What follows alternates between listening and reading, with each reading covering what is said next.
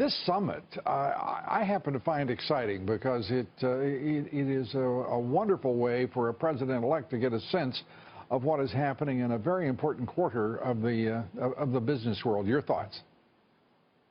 I think it's a terrific idea, and I think it's well-timed because we really do need jobs. The president-elect has been very clear that it's jobs, jobs, jobs, and here's a chance to talk to an industry which we stand out in the world, and there's a chance maybe to make some changes to bring some of these jobs back to the U.S. and use the innovative skills of Silicon Valley to help solve a really big problem that's a big priority for the president-elect. You know, it's interesting, even though aligned ideologically, Silicon Valley and the Obama White House never moved to the level of an initiative that was at least successful and observable in terms of job creation and dealing with some of the big issues that confront us and our society.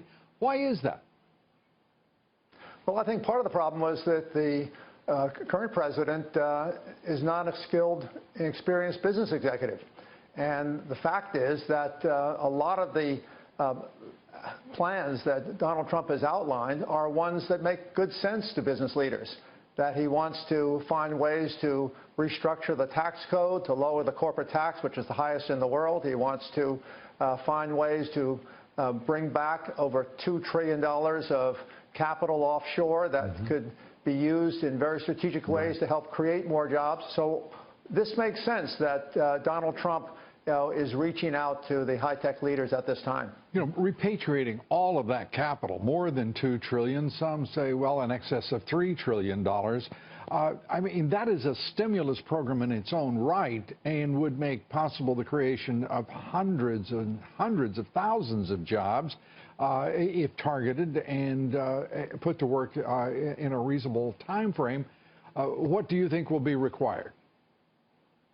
Well, I think that the skills of the leadership in Silicon Valley are unique to the world, and there are some pragmatic things that could be considered. For example, Foxconn, who produces all of Apple's products over in China and has actually said that they're willing to come and invest in the United States.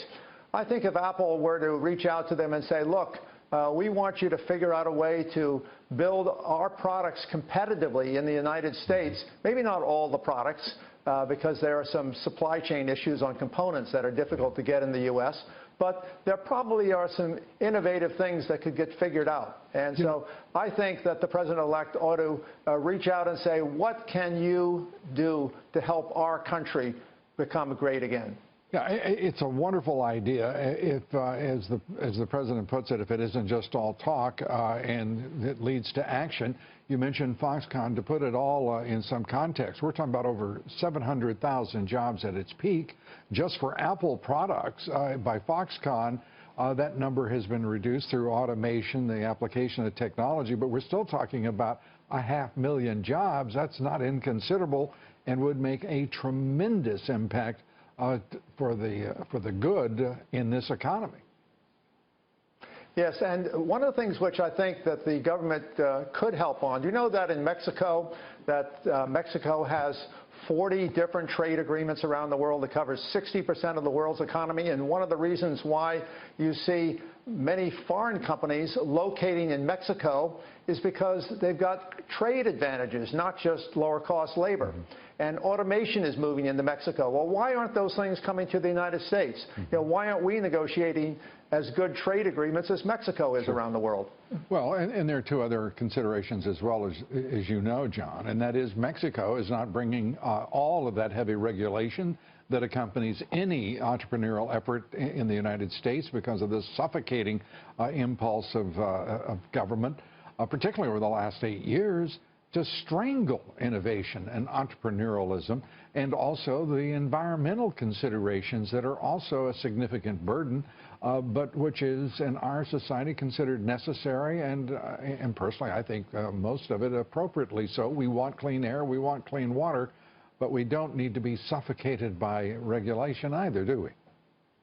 No, you hit on all the key points that I think are going to be of great interest to the Silicon Valley leaders. I think what we need to also recognize is that while Silicon Valley companies aren't large employers themselves, that they have huge influence on being able to build what I call the ecosystem economy, meaning that if Foxconn were to locate a factory in the U.S. and build products for some of the smartphone companies, that in fact you would build up a whole ecosystem of smaller companies. Lower regulations would help. Access to capital for small business has been a big problem in the U.S. All the money's gone to the big corporations. So I think there are a lot of things that the government can do to help create a better environment, and you outlined a lot of the key ones. John Sculley, thanks for being with us.